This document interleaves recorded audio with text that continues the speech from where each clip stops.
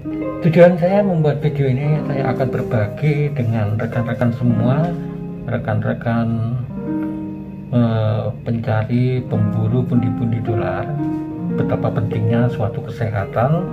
Kita harus memperhatikan itu semua. Bagaimana saya kok bisa menjadi kena serangan jantung, itu yang saya akan bagikan. Dan mudah-mudahan sahabat semua selalu senantiasa sehat, dan jadikan sebuah pengalaman video ini untuk Anda jadikan referensi menjaga suatu kesehatan.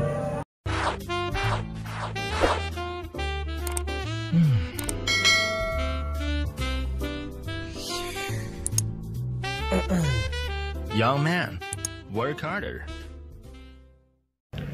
Oke sobat, ini hari Senin tanggal 28 September. Saya di Surabaya dirujuk oleh Rumah Sakit Daerah Bayangkara Nganjuk untuk melakukan pemeriksaan ulang jantung. Yang kemarin di daerah diperiksa, dia didiagnosa penyumbatan pembuluh darah sehingga memerlukan operasi pemasangan ring. Saya dirujuk di Surabaya di Rumah Sakit Silom untuk melakukan pemeriksaan ulang pagi ini dan pemeriksaan fisik. Jika semuanya positif dan mudah-mudahan hasil pemeriksaan nanti, saya berharap keajaiban tidak terjadi untuk dioperasi. Tapi kalau memang diperlukan, apa boleh buat, itu yang lebih baik untuk masa depan saya dan masa depan keluarga saya.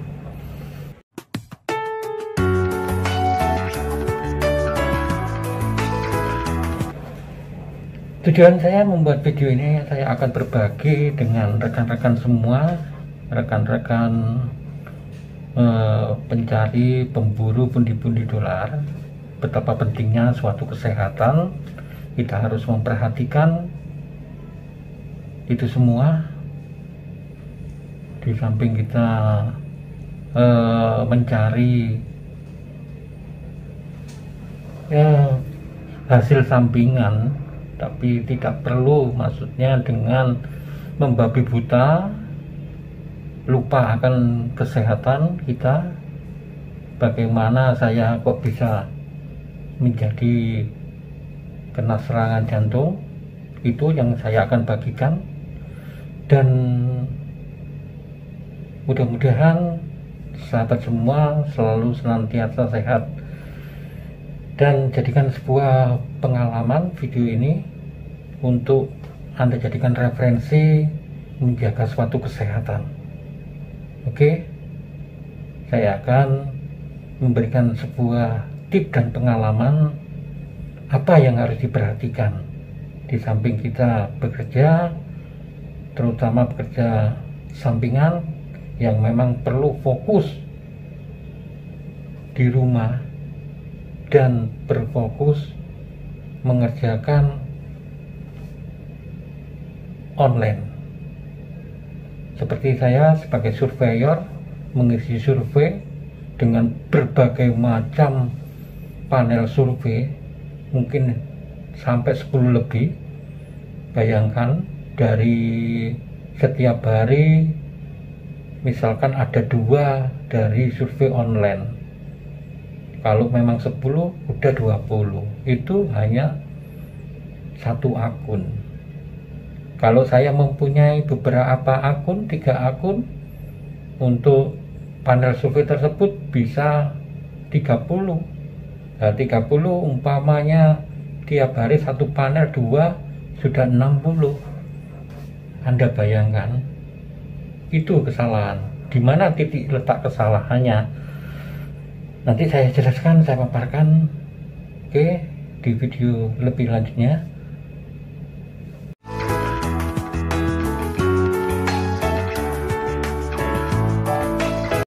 Yang paling mengejutkan yaitu hasil laboratorium kateterisasi jantung dan pembuluh darah telah mendeteksi bahwa pembuluh darah saya sebelah kiri ada penyempitan satu titik yang membutuhkan satu ring. Dan ini yang lebih besar juga, yang sangat-sangat mengejutkan bagi saya adalah sebelah kanan yang membutuhkan 3 detik, artinya 3 ring. Sedangkan Anda tahu semua BPJS adalah yang terbatas dalam mengcover melaksanakan operasi, hanya bisa memberikan 1 titik atau 1 ring. Jadi ini keputusan yang sangat susah.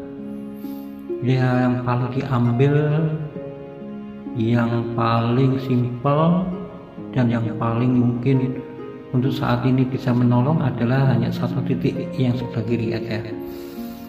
Untuk tindakan sebelah kanan saya menunggu berapa bulan, 6 bulan kalau ingin sabar, tapi dengan kondisi yang sangat rentan karena penyempitan sudah dalam kondisi pengapuran.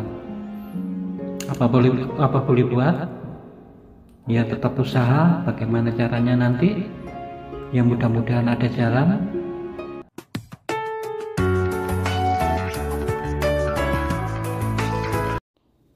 Dan inilah sebuah tip dan saran kesehatan kerja online, khususnya bagi kerja sampingan survei yang sangat rentan akan serangan jantung.